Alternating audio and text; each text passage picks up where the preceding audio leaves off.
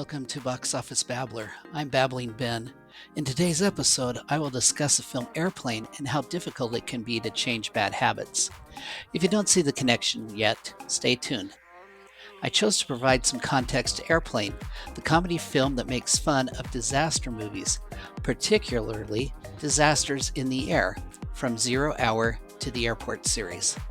Here is a ChatGPT summary of the film.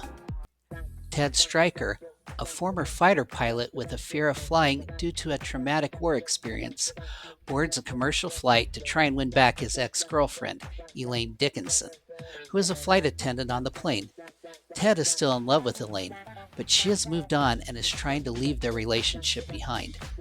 Mid-flight, disaster strikes when the passengers and crew fall ill due to food poisoning. With the pilots incapacitated, the flight is left without anyone to safely land the plane. Ted, despite his fears and self-doubt, is forced to step up and take control of the aircraft.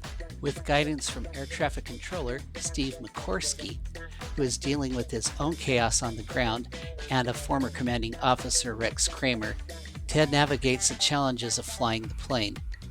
The film builds up to a hilarious climax as Ted overcomes his fear, lands a plane, and rekindles his relationship with Elaine. The movie is packed with absurd jokes, sight gags, wordplay, and slapstick humor, making it a timeless example of comedy. Classic one-liners like, "Shirley, you can't be serious," and "I am serious, and don't call me Shirley," have cemented Airplane as a cultural phenomenon. The jokes I love include Beaver's mom speaking jive. "I like my coffee black. What do you make of this?" But there's one that really cracks me up every time I see it. "Looks like I picked the wrong week to quit smoking." The context I'm going to provide for this film is how difficult it can be to change bad habits, particularly unhealthy ones. I've never had the displeasure of quitting nicotine. It's one of the hardest things a human can do, but if you succeed, especially under the age of 35, it will be one of the best things you will ever do. I've had my struggles with weight gain. It seems that one day I took my Air Force uniform off for the last time, and the next day I was overweight. But I didn't get 90 pounds overweight overnight, and I didn't get back to a healthier weight overnight either. My journey so far has taken 3 years. More about what I learned later. According to studies by the National Institute of Health, obesity and tobacco use are the causes of the most preventable healthcare spending in the United States. We spend hundreds of millions of dollars treating heart disease, high blood pressure, diabetes, and certain cancers. According to the Centers for Disease Control, there are 5 steps we could all take to reduce preventable premature death and high healthcare expenses. Those steps are regular medical screenings that include blood pressure screening, losing weight, quitting tobacco, preventing opioid addiction, and being physically active. If everyone in America did these things, healthcare wouldn't cost as much as it does. Insurance premiums would be lower. We'd all live longer and healthier. Back to my story. I am 5 feet 6 inches tall. At one point, I tipped the scale at 254 pounds. That's a BMI of 41. When I had my annual physical that year, my kidneys were functioning at 85%. I had a fatty liver. My blood pressure was borderline high. My A1C was also borderline high, just barely in the pre-diabetic range, and my testosterone was low. I knew I was in trouble if I didn't change. I began my journey by seeing a nutritionist. She taught me about healthy eating habits, measured my metabolism rate, and helped me with the psychology of eating well. I have a link to her webpage for those of you in the Salt Lake City area who are looking for a nutritionist. What we eat affects how we feel, according to the Cleveland Clinic. You can't separate psychology from eating if you want to drop pounds. If we eat too little or too much, it can negatively affect our health. That can result in negative feelings about food. If your love of food becomes a danger to your health and your life, that's a negative feeling. It's toxic. There are many factors that go into how we eat, including cultural, evolutionary, family, social, and economic factors. Dr. Susan Albers of the Cleveland Clinic further explains, by learning how to make healthier and more mindful choices, you may be able to manage compulsive eating, binging, and weight gain. By taking charge of your appetite, you may also gain a feeling of calm, high energy levels, and alertness from the foods you eat. In my case, I learned how to overeat at a young age. I grew up in a large family and worried that if I did not eat a lot and fast, there wouldn't be enough for me. I was competing with my siblings for food. I also thought the 13th point of the Scout Law was a scout is hungry. I managed to stay thin until I was in my 30s. That's when my habits caught up with me. If you're trying to lose some weight, you need to understand the psychology of why you eat the way you do. Starvation will backfire if you do this. Check into what your insurance company will help you with. These habits got me into my 240s. My next step was to join Rally Health, a service included with my health insurance package, which further helped my diet. This provided coaching and gave me a smoothie blender. I replaced the traditional milk and cereal breakfast with a smoothie and a source of protein. They also provided group therapy where I could talk with others having the same problem and get support from them. This got me into the 230s. What worked best was when I made the commitment to walk 10,000 steps a day. About that time, a friend encouraged me to get back to nature. I began taking photos, which helped me psychologically.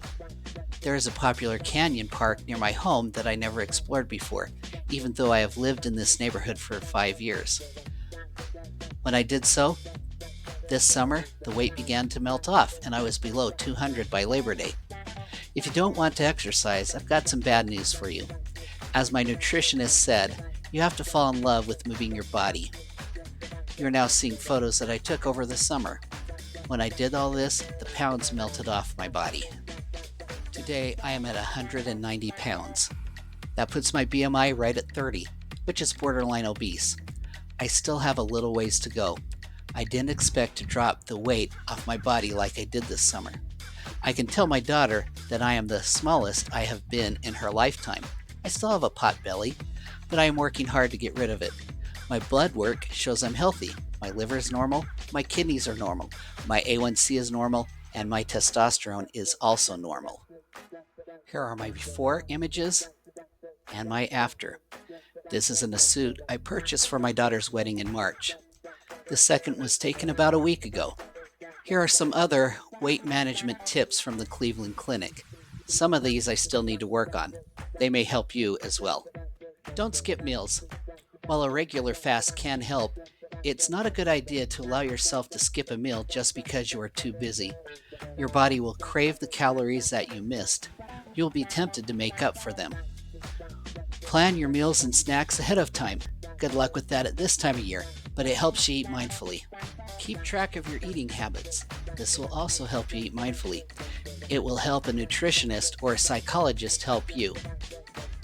Limit night eating. You may have heard that night calories stick with you. That may or may not be true. Night eating tends to be less mindful.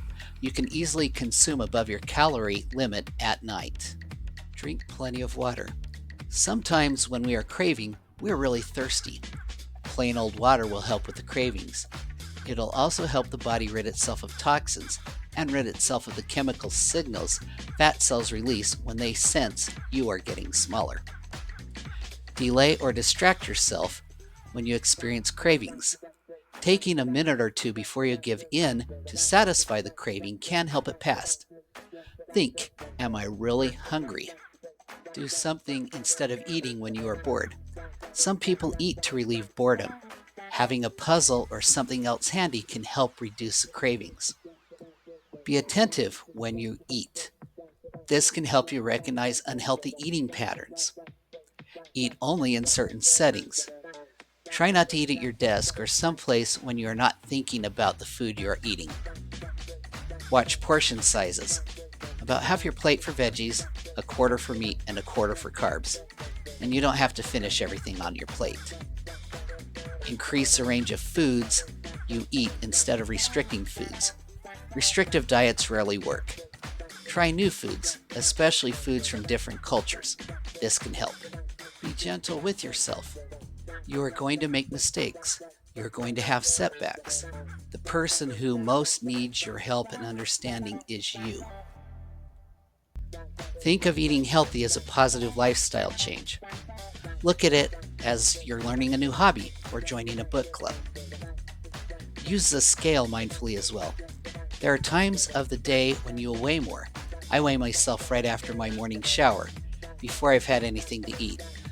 I've heard a coach tell women not to weigh themselves when they're on their cycle. You tend to weigh more then too. I save my favorite one for last. Look for an accountability buddy.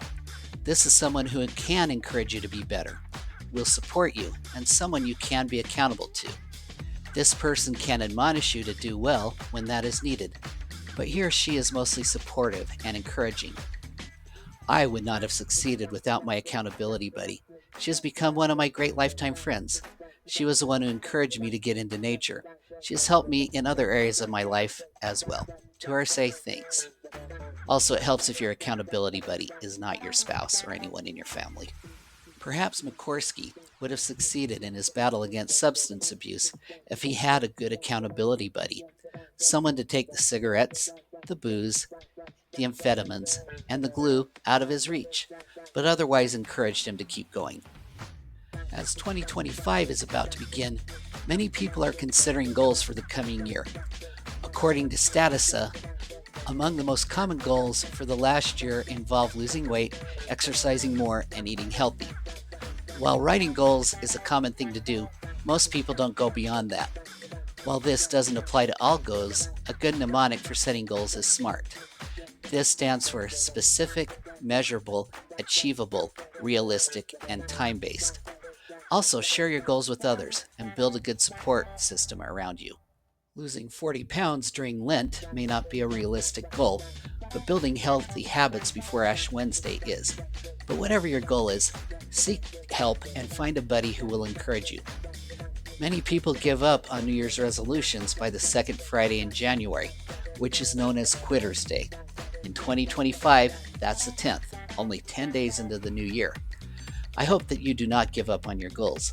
If you have succeeded in your goals in the past, let us know how you did it. Make a comment below. Shirley the film Airplane is not to be taken seriously. Yes, healthy habits are serious, and don't call me Shirley.